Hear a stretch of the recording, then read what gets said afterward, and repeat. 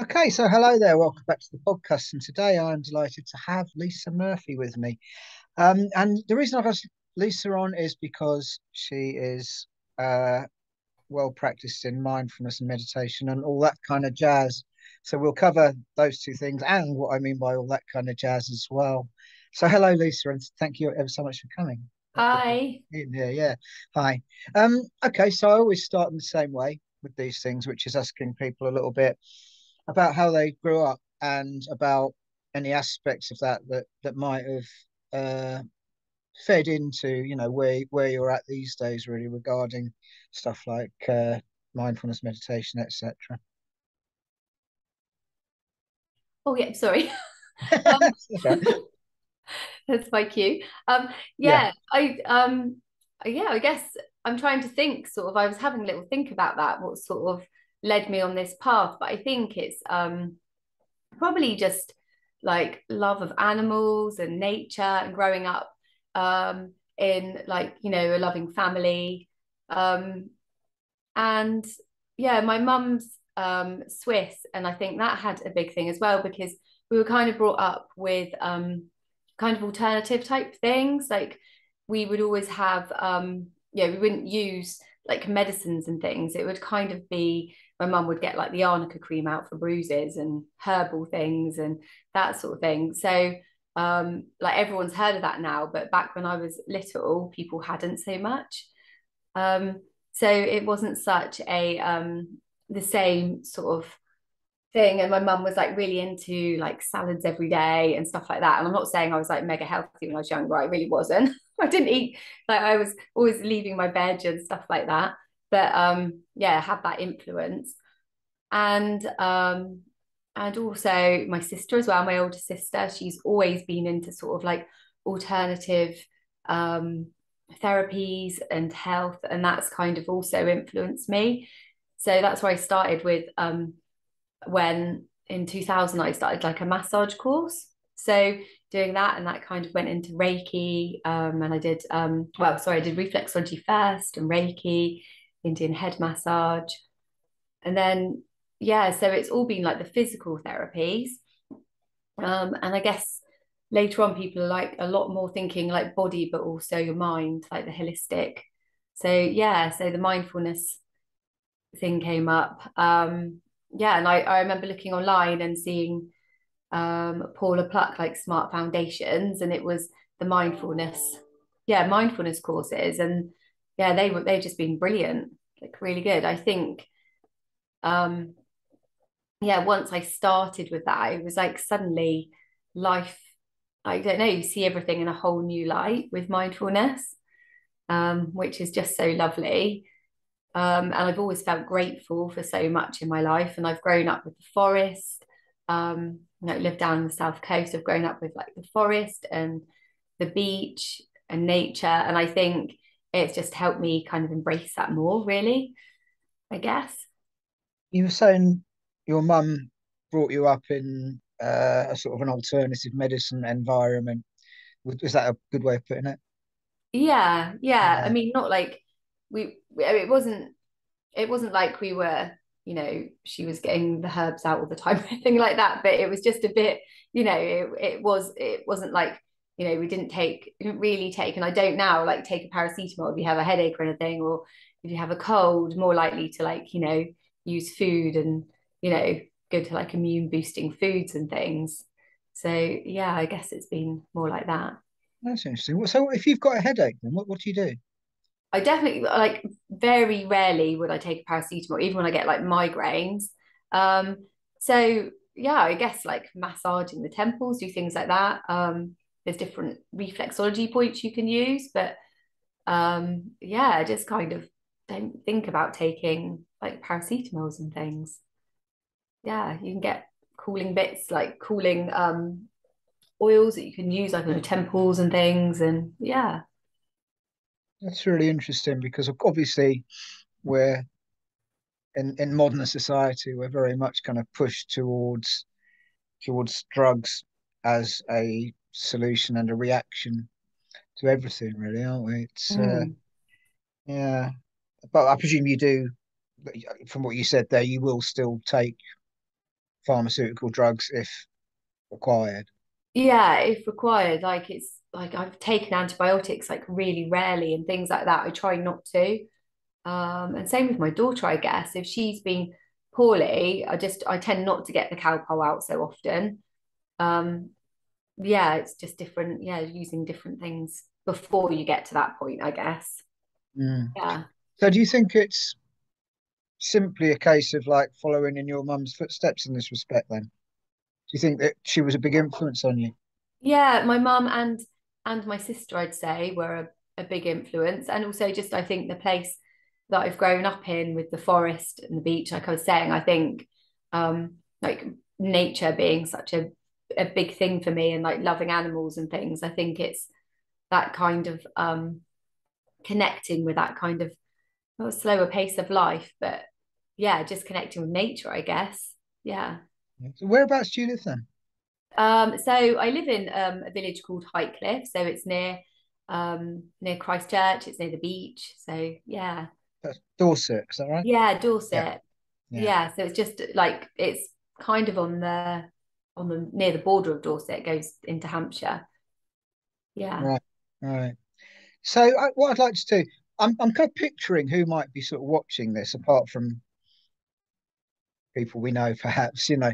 And I'm thinking what I'm quite curious about really is trying to explain or trying to shed a bit of light on some of this stuff to people who don't really know much about it, haven't really got much experience of it, and perhaps they're even a bit cynical about aspects of it. So um, I think I'm quite curious to see. I was thinking about this just before we spoke about there's kind of two sorts of people, isn't there? When not so much mindfulness, etc. But for instance, if you get into like Reiki or something like that, there's people who are absolutely into it, and then there's people who are absolutely dismissive of it and think it's snake oil or whatever.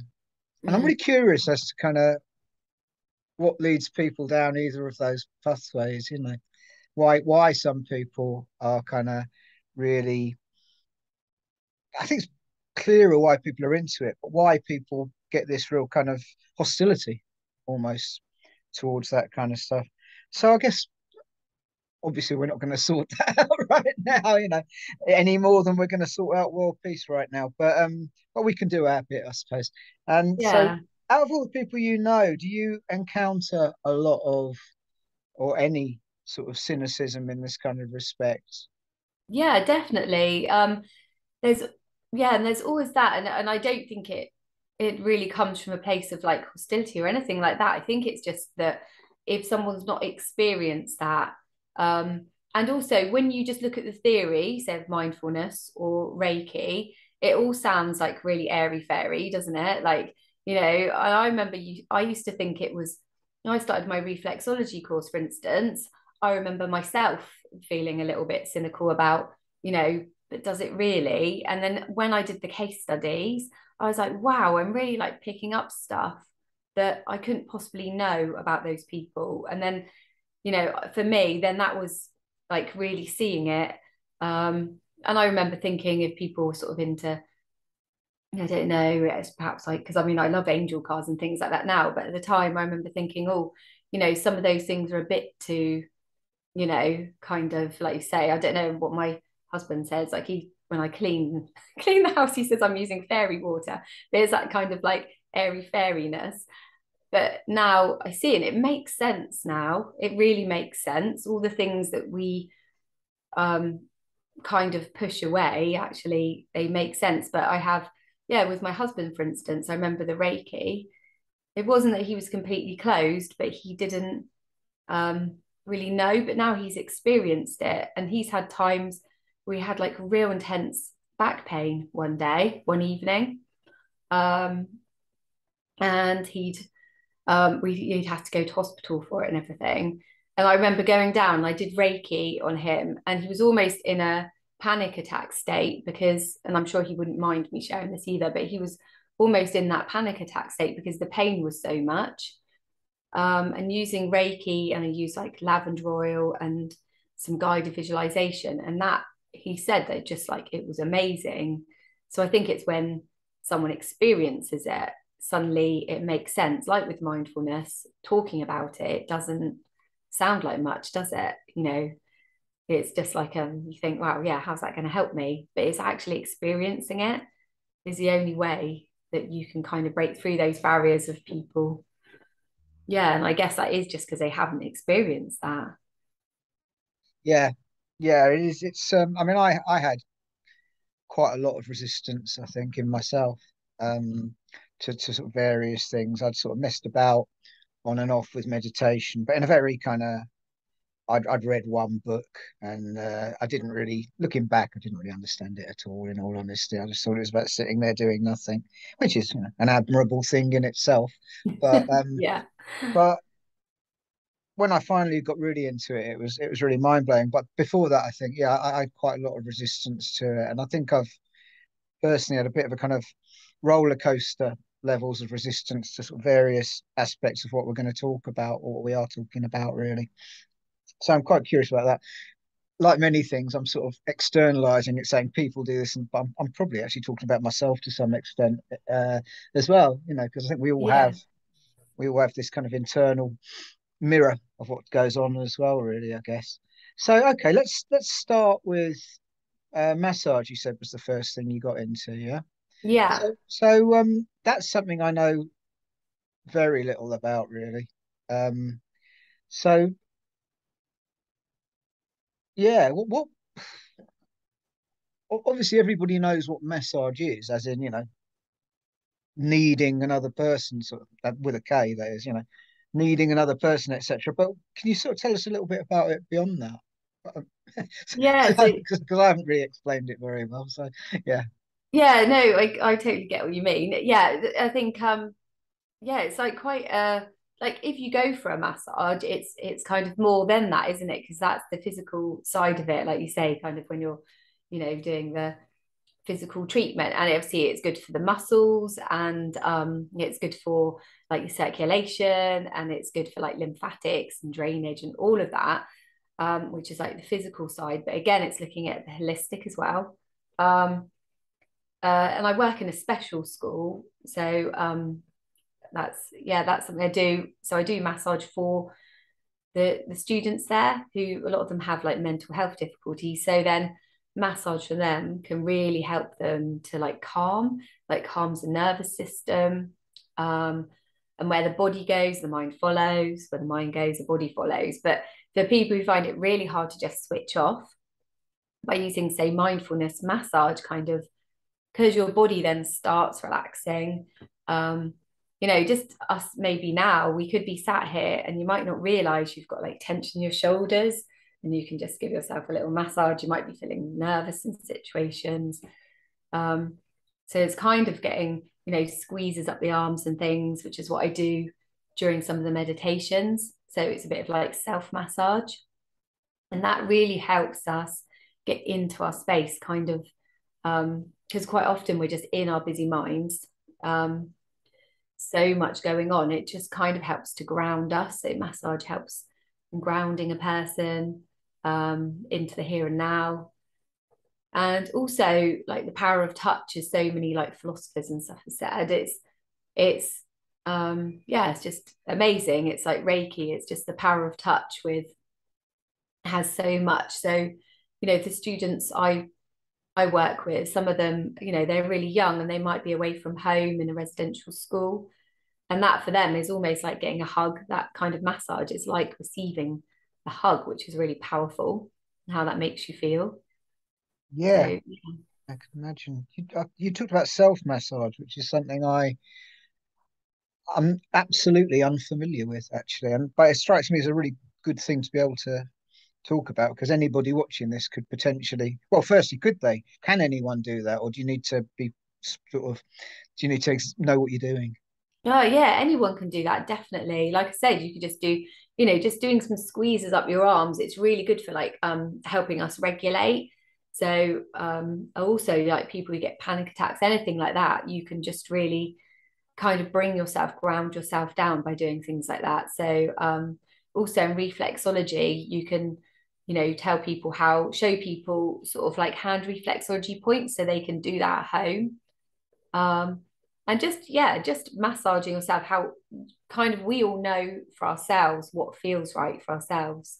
So if you were doing it, you couldn't really do it wrong, because if it felt painful, you wouldn't carry on doing it. So yeah, just like facial massage is really nice, massaging the temples, like the jaw area. Again, these are real areas where we can kind of build up our tension and stress. Yeah, top of the jaw particularly, I think. Yeah. Strongest areas with me, certainly. Yeah, Yeah, same. I get really achy. I know when I'm stressed because I get that real tension and ache here. yeah, Um, yeah, and like everyone kind of presents in different ways. They might, hold it in their shoulders. So they say the body speaks the mind. So sometimes we're holding things in our body, and yeah, actually, absolutely. Yeah. When I do relaxation meditations, whenever I get to the jaw, it's only at that moment that I realise just how tense it is. And yeah, when I let it go, it's like it almost physically drops an inch or something, you know. yeah, And I think, oh my goodness, I didn't even notice that, but there it is. Yeah, yeah, yes, definitely. I think that's the thing, isn't it? We don't always notice, and that's because we live that fast-paced life, and yeah, we don't really recognize what's going on in our own bodies a lot. But like with massage and stuff, it slows us down, and that it's like really interesting, because when you do a massage on someone, sometimes after a massage you might think, oh my gosh, I've got like a raging thirst, or I'm really hungry, but that's actually because your body's gone into that really nice relaxed state. You notice what your body needs more, whereas we're rushing around and we don't always notice our needs. yeah, yeah. We've got a modern life that's almost designed to stop us noticing, haven't we? So I guess, Yeah, yeah, it's a question of returning to to something that's a bit more real and more helpful, I suppose. Yeah, hand reflexology. I've never heard of that. I guess you're going to start saying a lot of things I haven't heard of, actually. I've always thought reflexology was the feet. So when you started talking about it, I thought, I'm not sure I can reach my feet these days. yeah, But you can yeah. do it on That your is a hands, yeah. yeah, I yeah. So didn't you can know do your that. hands. So the reflex points on the hands are kind of it's a lot easier on the feet to access them all. But obviously, not everyone's bendy enough to get their feet to be able to get to their feet. Right. So you watch little children, they're amazing, aren't they? They can like get their foot over there, or like Yes. those yogis Yes. and stuff. But yeah, so hand reflexology is obviously really accessible. Um, and if you were, say, in a meeting or sat somewhere, you can kind of just do some hand reflexology on yourself, which is really nice. It's quite calming. Can you tell Um, me the principle behind reflexology? Because I think a lot of people won't be familiar with that. yeah, so it's all different. Basically, the feet and the hands, and you can actually get a facial reflexology as well. But yeah, it's mainly like the feet and the hands. So it's different points, reflex points on the feet and hand, correlate to all different parts in our body. So, for instance, if you put the hands together like this, it's like a mini map of the body. So you've got like the shoulders on the outside here, and then you've got the spine that runs all the way down the center there. So it goes from the thumb all the way down. And it's the same on the feet, the big toes being like the head region. Um, so yeah, so with reflexology, the theory is that you've got all the nerve endings in the hands and the feet, and by working those areas, you're helping clear the energies in the other areas in the body. And how are those energies connected from the hands and the feet to the other areas in the body? Oh, yeah, so through the nerves. So that's what they believed. So um it was a doctor and a nurse that devised it. So devised a map of it. But they say that all the way back to like the Egyptians and things, they found with all the hieroglyphics, that's what they're called, aren't they? Are Yeah, yeah. they? They found in the caves there was like quite a lot of massage, and they showed the pictures of like the Egyptians massaging feet and hands and things. Um, but yeah, so this doctor devised the map. So it was showing that, because he found that we it suppressed pain, putting pegs on different areas of the body, suppress pain in other areas of the body. So I guess it's just knowing that we are, it makes sense really, doesn't it? That everything's linked. Everything's linked in our body. It's not, Yeah. although that again, that seemed a bit airy fairy. When you look at it, everything, everything it makes sense It then. has to be, doesn't it? I mean, if you stub your toe, you feel it in your head, essentially, don't you? Or at least your head Yeah. notices. Yeah. So yeah, Yeah, true. And it's things like if we went to the dentist, quite often when you're feeling tense or nervous, you might like squeeze the arms of the chair or something. You're almost putting pressure in. You're kind of, yeah, kind of all those little things we do. I think Um, we all do that at the yeah, dentist. the dread of the drill coming. Oh, that noise. Yeah, I yeah. know. I've got that tomorrow. Have you? Oh dear. Yeah. Yeah, I just had it a few weeks back, and it's just yeah. No amount of mindfulness will get me completely used to the dentist, quite frankly. It I does help a know. lot, having said that. But Yeah. God, yeah, being in that torture chair, absolutely. Um, okay, so we talked about that. Can we talk about mindfulness and meditation? Obviously, this is something we both share, but I, I would, uh, I don't want to talk about it to other people. Let me say that a bit more eloquently. I'd like you to talk about it because I wanted to get somebody on to sort of to tell people all about it because mindfulness as a word, I think, got so insanely popular. I don't know, whenever it was, 3 or 4 years ago, perhaps. And I think that was a really good thing on one level, but I think it really also gets a little bit devoid of meaning when when it just becomes a buzzword, Mm, etc. So can you tell us a little yeah. bit about how you were introduced to mindfulness and or meditation, which one came first, how they fit in together with you, that kind of stuff?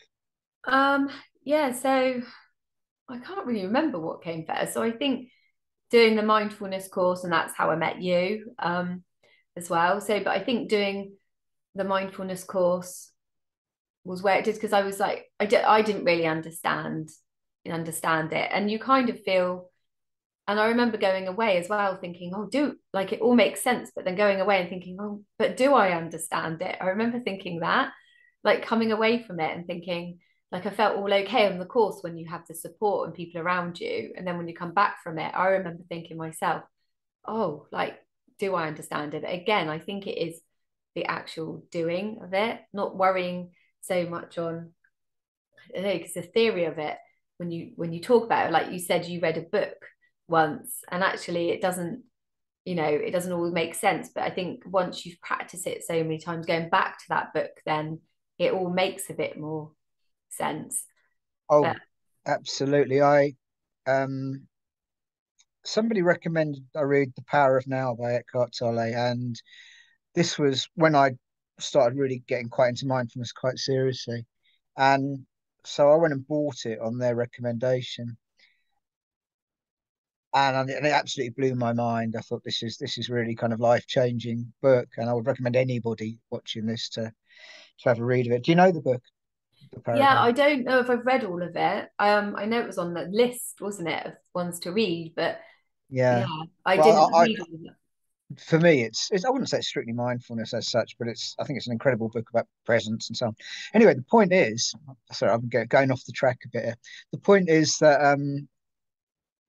I read it, it blew my mind, and then I realised I had a PDF on my computer of the same book from maybe 7 or 8 years previous, and I couldn't even remember that I'd read it or that I'd looked at it or that I had it or anything. So I think it's very much a case that you can you can come to these same things with different mindsets and get completely different things, or more to the Mm, point, you can get nothing or something.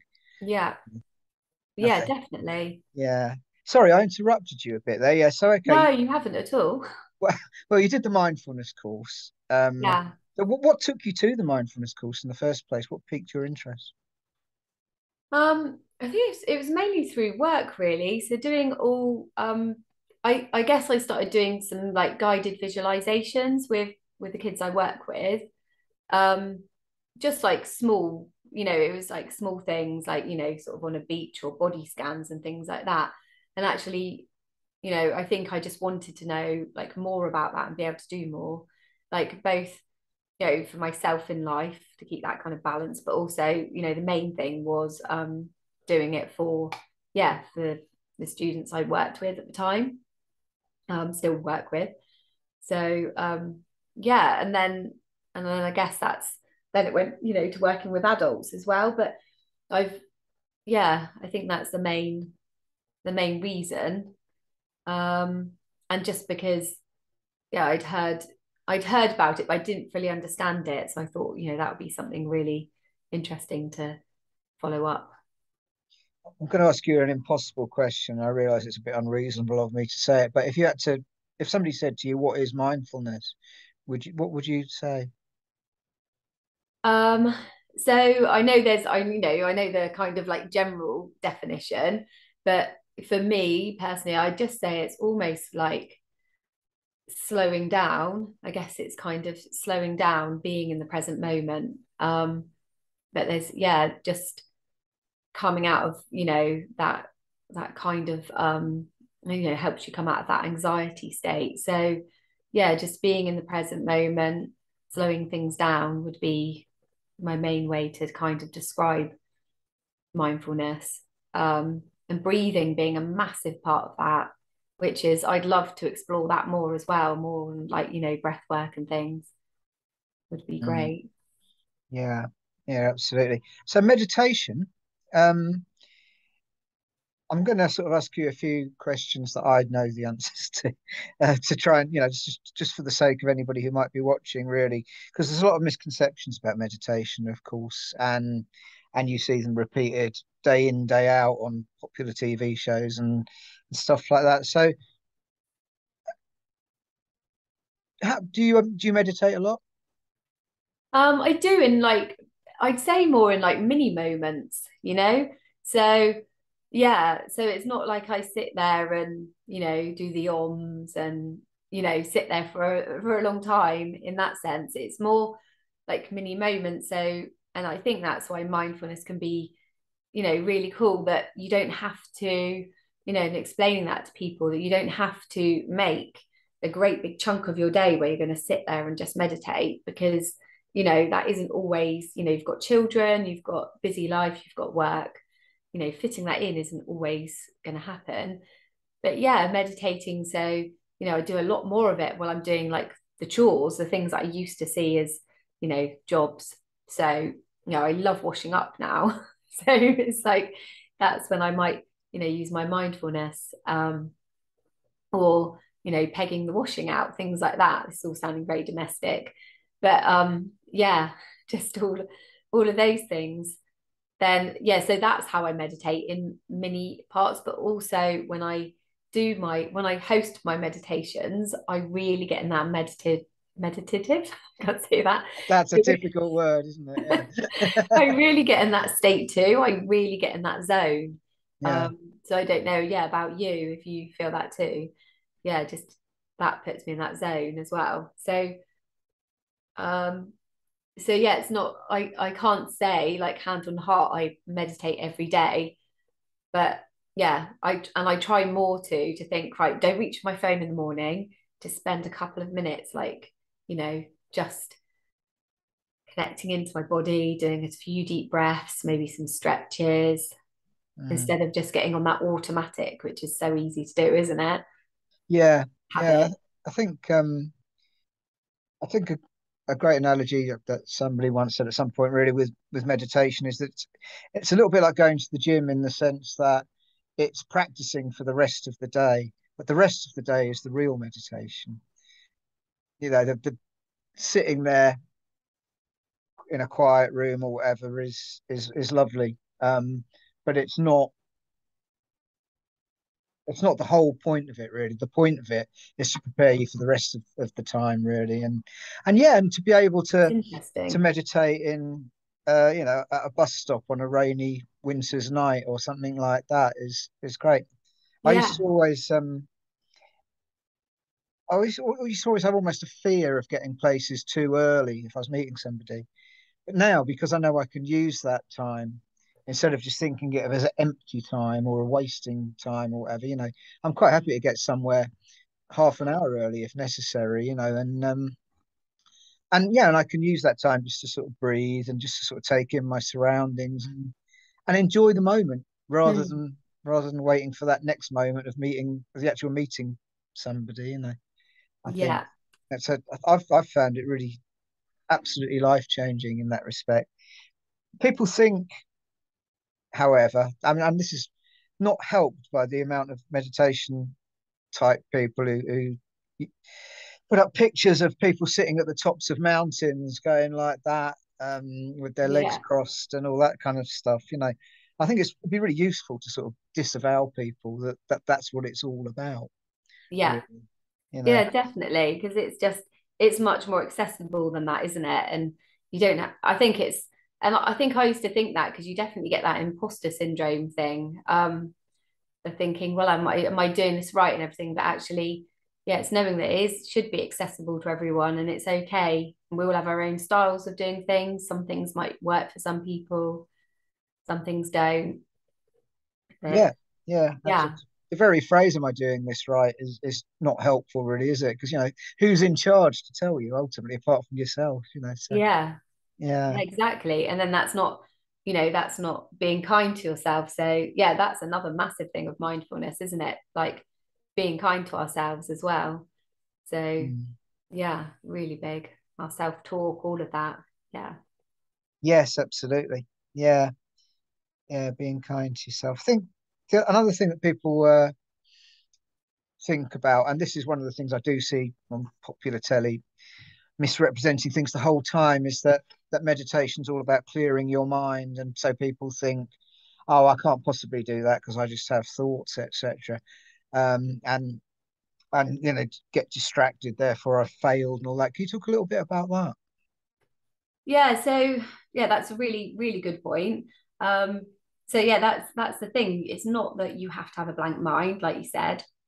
It's not that you're taking all the thoughts out of your mind. It's not at all. So, it's the thoughts are coming, but you're observing them. So, that's you're not putting all labels on. So it's without the judgment aspect of things. Um, so yeah, when you are like, say you were doing a meditation practice, for instance, yeah, it's knowing that you don't have to clear your mind, but it's more that you're allowing yourself that time just to see those thoughts come along, but you're not getting like really entangled in them. Um, which again is just about being mindful in your whole day. Like you said, it's not just the start of your day, it's the whole day. And it's really easy to get entangled in thoughts. And as you learn in mindfulness, thoughts aren't facts. So, but yeah, it's almost when you do meditation, I really like to say, right, well, we're just going to let our thoughts be on clouds and we're going to let those drift by and we can come back to those. Um, when you're doing a practice, or imagine them like leaves on a stream. And you can imagine that, yeah, you've got all these thoughts. You might be thinking, oh, what am I going to make for dinner? Or you might be worrying about an argument you've had with someone earlier in the day, those sort of things. But it's just really being in that present moment, without the judgment and with, super kindness to yourself as well. I wonder if it's a reflection of the different areas we grew up in, whereas you're thinking about clouds or leaves. I think of them, thoughts, this is, as London buses. And Oh, okay. that they come along, and they will come along whether you like it or not, etc. But you Mm, don't have to get on them. And if you do accidentally get on one, that's fine. Just notice and get off again. Um, yeah. yeah, but I thought it was, that's quite an interesting sort of difference of imagery, really, clouds or buses. But yeah, I like it there. I like the bus is good though. It's really cool. Yeah. yeah, yeah. It's all. I think probably that sort of illustrates that you can do this in your own way, and there is no kind of right way, but also there's no need for some kind of utopian nirvana striving type thing either. Mm. You're not going to end up at the top of a mountain or anything like that. All you're going to do is be kinder to yourself, which is something you've mentioned a couple of times, really. And I think when you give yourself space to do that, it's really quite an astonishingly profound and beautiful thing, because it's very easy to forget, I think, to be Yeah, kind to yourself. definitely. There's always those little niggling things at the back of your mind, and we do it to ourselves all the time. And I think using mindfulness, suddenly you are a lot more when the more you practice mindfulness, the more you are aware of those little niggling thoughts that are there. And that's the really nice thing. The more that we practice it, I think become just a, yeah, your awareness intensifies, but not in a, not in a scary way, but just in a, actually, I can drop that. I don't need to be saying I can't do this, or what have I done wrong all the time, just to be a bit gentler to ourselves. And Mm. Yeah, yeah, yeah, absolutely, absolutely, and it's a very so profound lesson when you learn it because so many of us forget, really, I think. yeah. And then we're there for other people as well, aren't we? Like, the more that we learn that, start with that kindness to ourselves, it then, naturally just spreads out because we're in a better place for, children or friends or whoever else in our life. Yeah, yeah.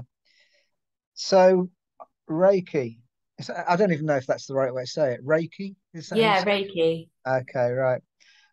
This is I know what Reiki is, roughly speaking, but that's really about the limit of it. And this is probably moving off into more I was going to say controversial. I don't suppose that's the right word, but we're getting a bit more woo-woo with Reiki, I Yeah, a think, bit more these days. spiritual, isn't it? Yeah, Yeah. Well, yeah. you tell me what is it, and yeah, and how did you get into that? Yeah, so Reiki, that's through my sister as well, I think. I think that's probably through my sister. So my sister's a Reiki master. Um, but I did a course down here for Reiki. And again, it was just something that I think where I've gone to quite a lot of like spiritual fairs and like sort of health and spiritual fairs. I've seen it and then I tried it as well. Because you can quite often get like a 20-minute treatment, can't you, at these places? And kind of like have a taster session of things. Okay. Um, and yeah, Reiki's been really, really powerful in using for like pets at home, using for my daughter, using for other people. I combine it with my meditation, but it's a Japanese, yeah, it originates as a Japanese, I wouldn't call it a therapy, but yeah, they use it in the NHS now, so it is a lot more Really? recognized. Yeah. And so, they use it kind of with, I don't know, in the equine world as well. I think, Reiki's used with animals more as well. Um, but yeah, the way to describe that again is like an energy. So the idea with Reiki is they talk about very much about being humble with the use of Reiki. So it's like you are I can't think of the word for it now. You're the like the instrument almost, I guess. So it's the energy from the earth coming up through you, which would go into a person. So that's like kind of the idea of it, that it's um yeah, it's those energies. So you become, if you wanted to, go on the path of Reiki, you go and be Reiki attuned, you'd go to a Reiki master and you do your courses that way, become Reiki attuned. And Um, is it the laying on of hands? Or, Yeah, so you can do the laying on of hands, or it can be just above the body. So in Reiki, yeah, someone would say, for instance, lie down or sit down, whatever way. And yeah, it's laying on of hands in certain positions on the body. So, for instance, it could be sort of over here, over the eyes. There's one that's just like on the chest, and it moves all the way down the body. And that's in the physical, and then you can kind of go in the different layers of the body. So you've got like the emotional and the spiritual. So it's supposed to be like our layers of aura in the body. okay. So yeah, so you can work just above. So for people who don't like touch, for instance, you can work without touching. And a lot of people do really feel that, really feel the energy. And again, people who like I said, with my husband and stuff, he's like, when we've done Reiki before, he was like, felt some kind of really different experiences. He was like, oh, I felt like your hands were still there. I really felt like it feels the energies and things. And again, he's very sort of black and white about things. Mm. So I find that really interesting when people are really black and white and they're not into that kind of thing, that they really feel the benefits is great. Well, I was just thinking that when you were saying you can do it on animals, because when you do something on an animal, there is no placebo effect possibility, is there? So, because they don't, well, maybe they do understand what's going on, but they certainly don't have any conditioning as to what's going Yeah, yeah, it's true. Yeah. So what kind of things can Reiki do? What's the So yeah. so yeah, Reiki's really good in sort of helping healing. So it could be physical. So quite often when you do Reiki, you can sometimes feel really drawn to certain areas. Um, and it's knowing as well that we can all do this. This isn't like you have to be some special person. Everyone can do that. And um yeah, it's just it can help like physically, but also emotionally. It's really could be really relaxing. Um, we had a neighbour across the road who was going through, sadly going through cancer. And I did some Reiki for him, and it really seemed to help him. I feel quite emotional now, but yeah, just seeing him smile was just really lovely when he was going through a really tough time. Yeah, so it's really good for loads of things. So again, like I said, when my daughter's going to sleep, that can really help her. She'll say, can you do some of that? She'll just say, can you do some face massage or some Reiki, which is really sweet. Um, I've had it when the cats have been poorly, or um, sort of we've had a cat who was nearing his end of life and using Reiki on him. You can use Reiki on plants, you can use it on your food. It's not, I haven't actually done that, but then you can also use Reiki on yourself, which is if you do the Reiki one, you can use Reiki on yourself, which is lovely. Like going to sleep, if I'm really struggling, that's Reiki's like amazing. Just putting the hands like over my eyes or just holding almost like a self hug. Um, you can really almost feel that. It's lovely. It's really, yeah, has an amazing You feeling. put your hands over your eyes. You're not just doing that, are you? It's not simply a positioning of the hands. I presume there's more to it.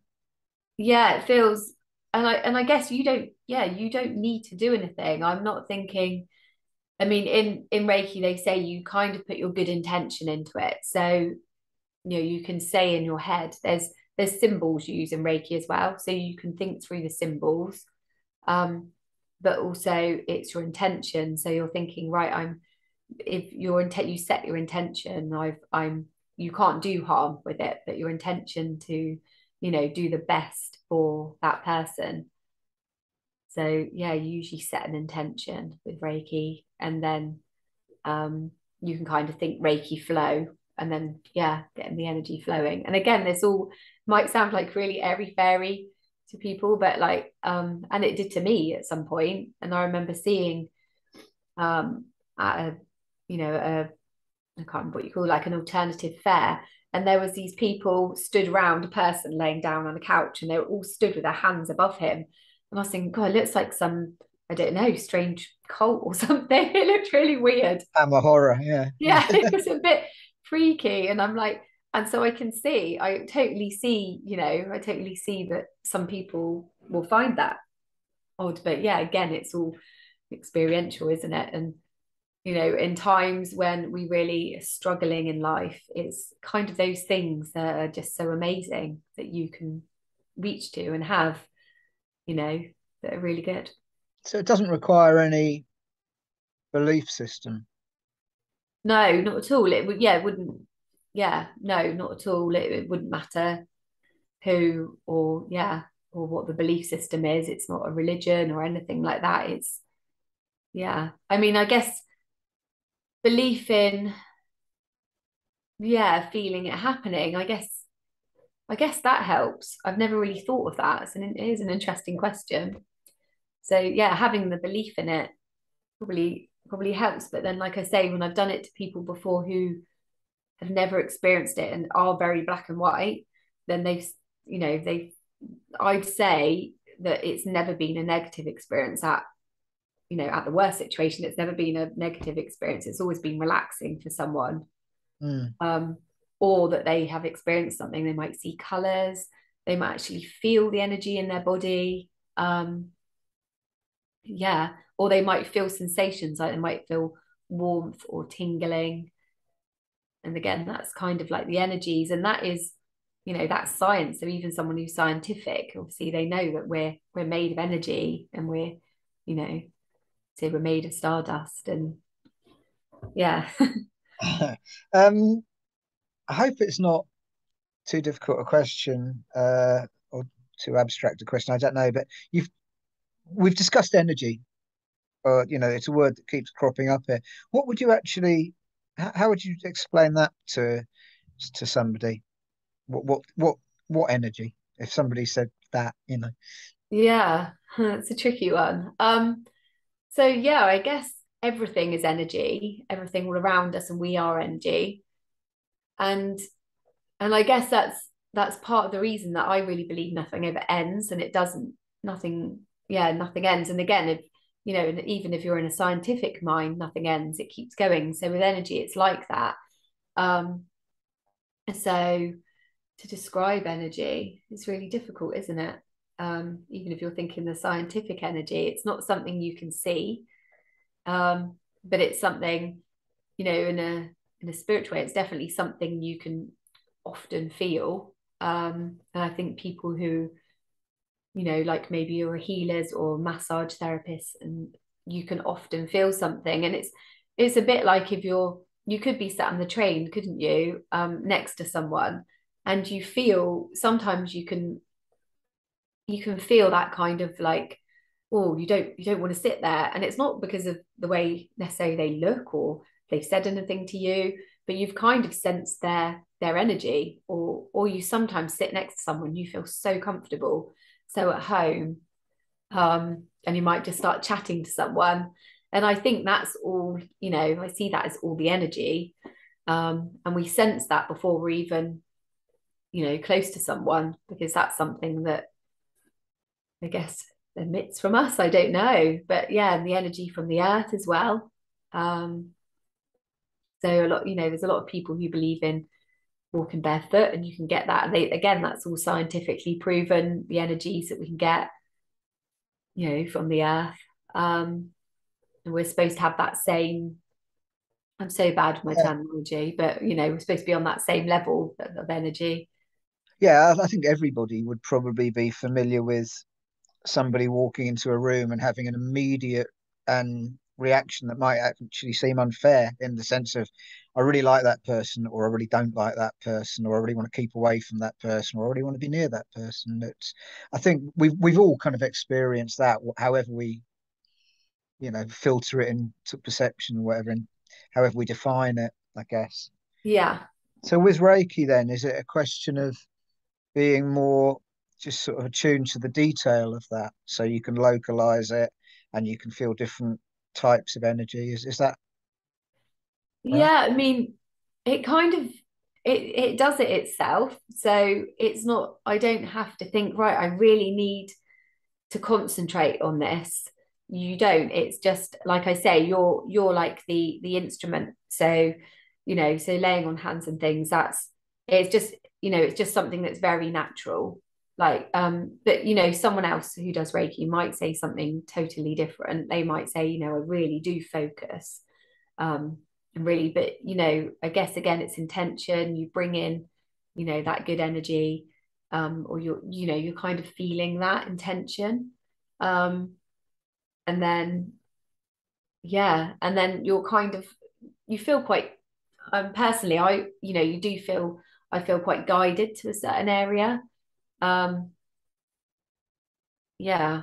I keep using my husband as an example, but I know whenever he's got like, because he used to play rugby, and every time he had some sort of injury or something, I would grab that area, say it was his wrist or something. I couldn't help it. I'd be drawn to, and he'd be like, "That's the bit that really hurts. Why do you always go for that bit?" And it's a bit like that. I think you kind of are naturally drawn to that, not in a way of hurting someone, obviously, but yeah. So you do feel that, yeah, that kind of natural guidance, and then where that comes from, I don't know. You put all of this. Oh no, actually no. Hold on. Before I move on to there, you also do Indian head massage. Yeah. Yeah, I did again. I actually got offered an Indian head massage in a pub in Notting Hill. Oh, nice. Yeah, well, I didn't take it up because I was busy, well, drinking and talking to my friends and so on. But Unusual in a pub. yeah, I thought that. Yeah, it was quite novel. I was tempted, but then I just thought, what on earth is going on here? But it was Notting Hill when Notting Hill was just getting trendy, so I suppose. Oh, okay. Yeah. Anyway, yeah, that's the some knowledge of my Indian head massage experience in life. So what is it? Well, I think that's brilliant. I think they should be doing that more in pubs down here. That sounds really cool. Um, Yeah. yeah, yeah. So, I mean, all these things. So, like, you've got Reiki, you've got reflexology, you've got like acupressure, acupuncture, Indian head massage, and they all work on the same points of energies, I guess, as well, and like clearing blockages. Um, but just different places. Like China might say like chi for energy, and then yeah, and then you've got like the Indian head massage. They look at the chakras. So I always said chakras, but I think you pronounce it chakras. I always sound a bit Maybe it like I'm depends trying to whether you're talk posh. northern or southern. Eh? Yeah, I know. So it sounds a bit weird if I say chakras. It sounds like I'm trying to be posh, Sounds but a I bit think that's Princess how Diana, doesn't it? Yeah. it's a chakra. I don't know. But yeah, it works on your seven chakras, and yeah, so it works on that. So again, it's the energy system. Um, But it's and all done on the head, presumably. yeah, well, it starts from yeah, so but it does start from halfway up the back.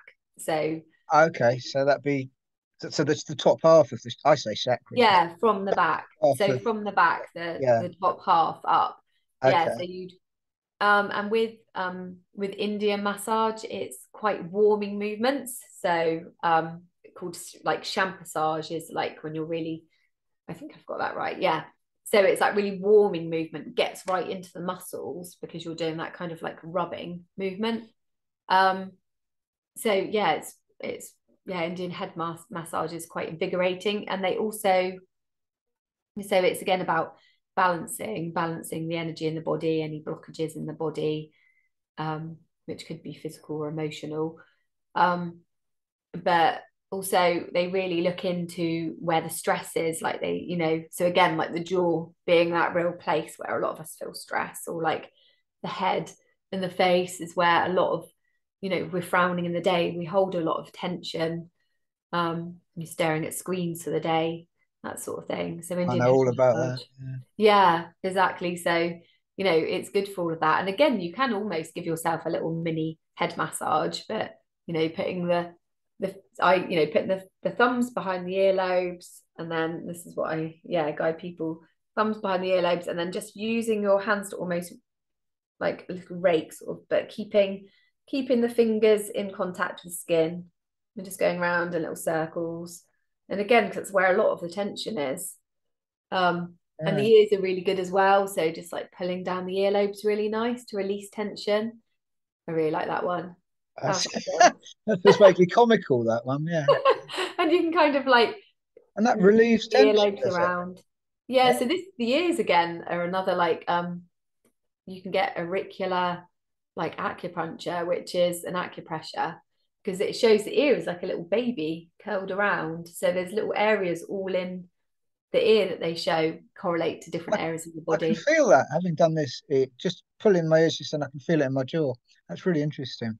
And I can Yeah, it feel, feels good, yeah. doesn't it? And you apparently can get to the vagus, you can activate your vagus nerve if you go into the ear, and again, so you're just going a little bit higher than that. So it's Not the actual ear hole, yeah, not the ear hole, sorry, a little bit higher, above that, right? just above that. Yeah, and just doing a little circular movement is supposed to activate the vagus nerve. I heard recently about that one. All right. Okay, yeah, that's good. These could Or turn into like good habits, couldn't they, really?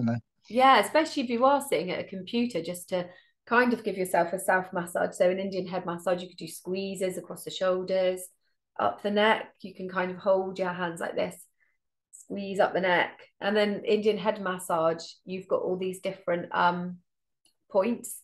So, you go all up the mama points. That's it. Yeah. So, you can go all up the different points, like base of the skull, and you can really feel that, like for again like tension headaches, that sort of thing, really good for like releasing that tension that we often feel in our head, I guess.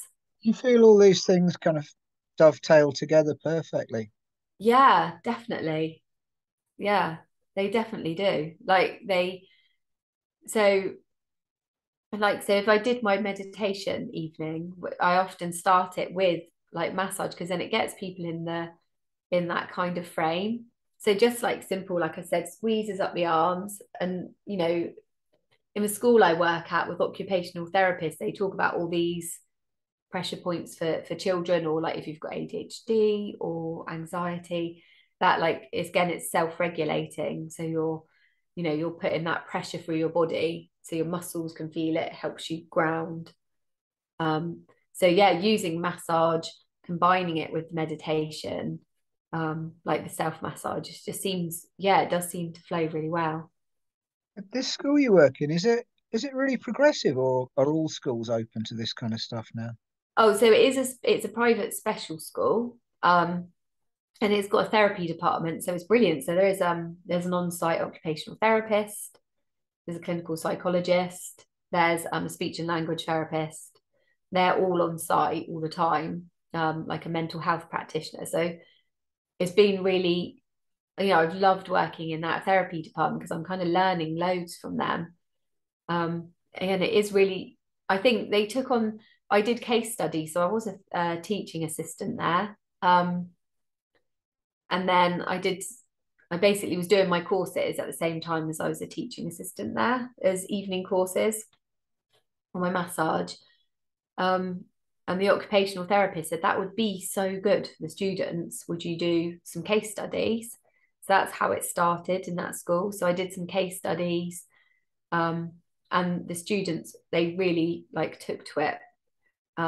Even so, I even had kids that were, there was one, I just remember there was one lad who was really, really found it hard to settle. He'd be all over the place, and you would definitely not think he'd be someone to sit there and have massage, but he just responded to it so well. It just calmed him. Um, yeah, and he loved it. And would always turn up every week, because obviously you can't force someone to have massage. So it'd be totally their choice whether they'd come each week. Obviously, there's the element of if we were at school and someone said, "Would you like to go to a massage, or would you like your maths lesson?" Like, which would you choose? There's Right. that element, of course. Yeah. So yeah, I would have loved that in the day if someone said, "Oh, right, double maths, or do you want to go for an Indian head massage?" I think I know what most children would probably choose, unless you love maths, obviously. Um, Yeah. I'm having real trouble visualizing that happening at my school, but that was a long time ago, I suppose. yeah, yeah. So it's probably is unusual, and even in the group of schools, like in the company that I work for, there isn't a holistic therapist at every school. So the school have carried on like paying for me to be there and do that, because it's always been really popular. That's Um, fantastic. How old are the yeah. kids?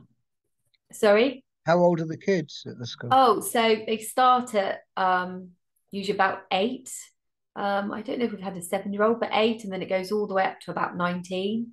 So Okay. yeah, so we've had like 19. I think it's been the oldest before they go. So yeah, real sort of range really. So with and they've so it is a school for children with Asperger's syndrome, but also lots of other kind of associated. Yeah. Oh wow. This has been absolutely fascinating, I've got to say. I'll talk to you two more things, if that's okay. Yeah. Uh, Firstly, I'd like to talk to you about calm waves, which is your thing, isn't it? Yeah. Do you want to tell people a bit about that in case they're in your area and they want to get involved? Oh, thank you. Yeah, so that's something, like, so since I had my daughter, um and I took my year out of work, then when I went back just 2.5 days.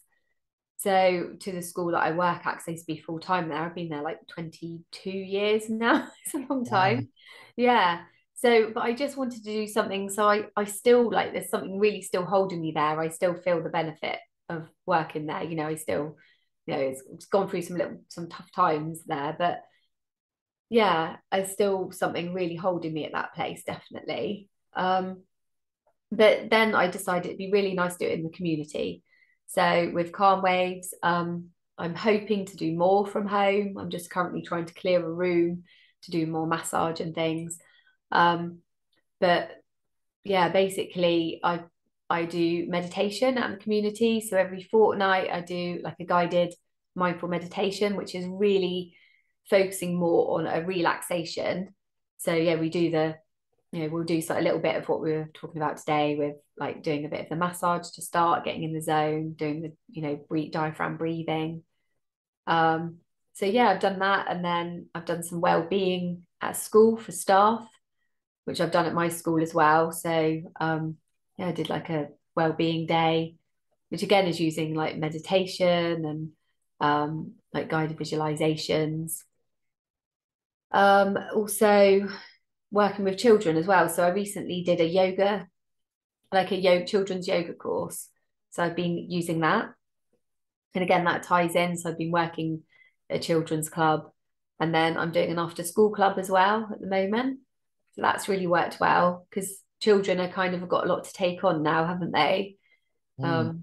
Mm. Growing up in this, busy world. So, and the thing that I think the big thing for me is, obviously they've got all the tech and all the social media and all of that, and it's showing them, trying to really help them connect to what we really are, nature, connecting with nature, finding ways to deal with their big emotions, all of that really.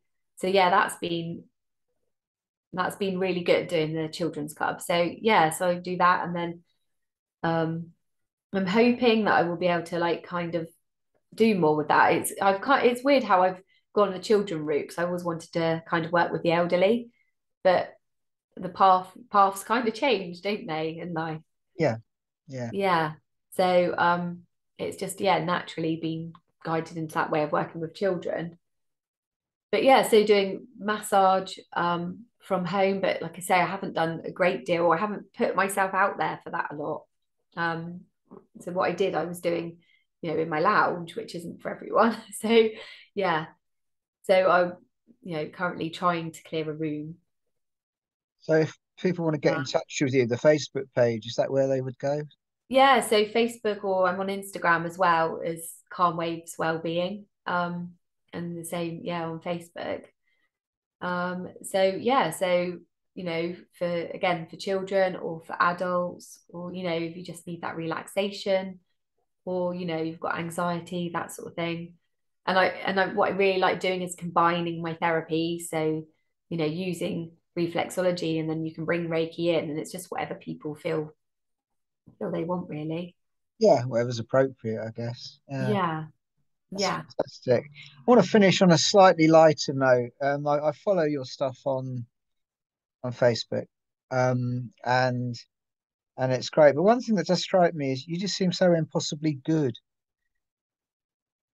Oh, I don't know what you mean by that. I'm very flattered. You just seem like an impossibly good person with the emphasis on impossibly. I mean, how Oh, that's so nice. Thank you. yeah, it's um I I don't try to know. be. I'm not sure where to go with that really, I suppose. But I guess okay, yeah, here's where to go with it actually. You look at Eckhart Tolle and you just think, hold on a minute, you must have off days, Eckhart, or you must have you must kind of have days when you're not like this or whatever. Um, Yeah. because the way he comes across, it's almost like a sort of there's an othering about that, there's a distance created by the perceived impossibility of being that good or being that perfect or whatever, you know. Mm. So And like, yeah, well, yeah, for myself, I definitely get those off days where I go on a rant or something, and then I'm like, I'm like, oh, I can feel it. I'm off on one, and then yeah, so you say, oh, my daughter's room gets like, yeah, like absolute. It looks like a toy bomb's gone off some days, or something like that, and yeah, and I'll think, oh my God, I'm going off on this rant, and I'm almost just getting that out because I need to get something out. It's not even about that. I just need to get something out or something. So I'm gonna have a real big go and get it out. And so yeah, I definitely do all of that. But then I guess I see it more now, and I can bring myself back, and I just and again it's kindness, because I think that's okay. I'm human. We all have that. And um I can say sorry, and then and we can mend those things again. And I think that feels like the main thing of not being hard on yourself, that we do all have that. We all have our off days, but we just, yeah. But the more we're like kinder to others and we can lift other people, then that's amazing.